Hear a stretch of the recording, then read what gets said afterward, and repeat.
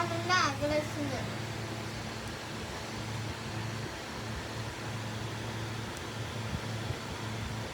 Hi అండి. Chicken అయితే 65,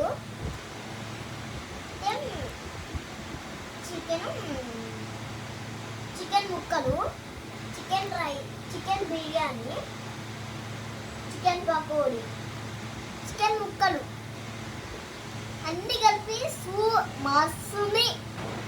ఇంకా పెద్ద పెద్ద మూటలు పెట్టుకుంటాను చూడండి.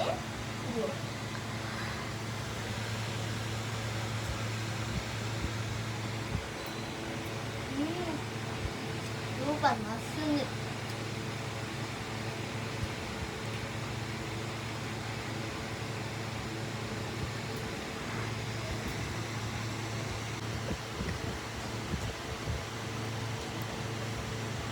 మీకు ఇట్లా చేసుకోండి.